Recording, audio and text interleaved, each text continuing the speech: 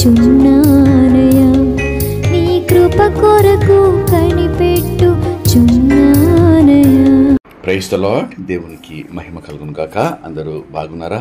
ఈరోజు దేవుడు మనకిచ్చిన వాగ్దానము రండి కలిసి ధ్యానించుకుందాం. యెషయా గ్రంథము 55వ అధ్యాయము 8వ వచనము.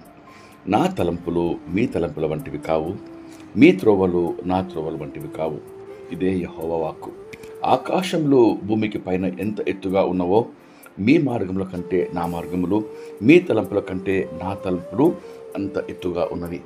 ప్రియమైన దేవుని బిడ్డలారా, నీ పట్ల నా పట్ల దేవుని ఉద్దేశములు, దేవుని తలంపులు, ఎత్తైన దేవుని ప్రణాళికలు వాక్యంలో ఈరోజు దేవుడు మనకు వాగ్దానం చేస్తున్నాడు. నిజమే, అనేక సార్లు మన సొంత తలంపులతో, సొంత ఆలోచనలతో పరిగెడుతూ ఉంటాం.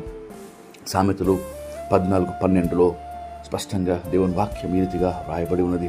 ఒకరిని ఎదుట సరి అయినదిగా కనబడు మార్గము కలదు, కానీ అది తుదకు మరణానికి, నాశనానికి దారితీయను. నిజమే, మన సొంత ఆలోచనలు, సొంత తలంపులు, మనము తీసుకునే నిర్ణయాలు అవి సరైనవి కాకపోవచ్చు. మనల్ని నాశనానికి, మరణానికి దారితీయవచ్చు, లేక నష్టాలకు దారితీయవచ్చు.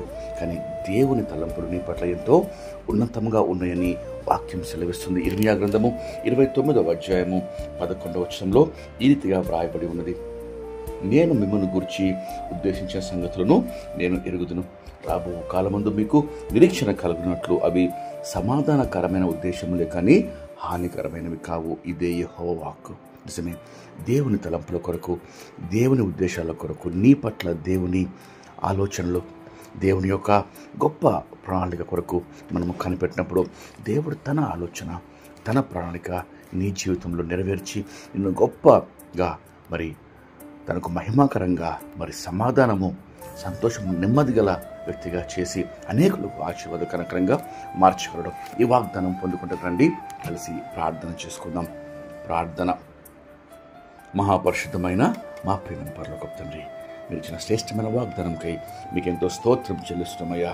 ప్రభా, నా తలంపులు మీ తలంపుల వంటివి కావు, మీ త్రోవలు నా త్రోవల వంటివి కావు అని మీరు వాక్యంలో సెలవిస్తారు. ఆకాశము కంట ఉన్నతముగా ప్రభా మాపై మీ తలంపులు ఉన్నాయి ప్రభా. కాబట్టి మీకు ఎంతో స్తోత్రం చెల్లిస్తున్నాం దేవా.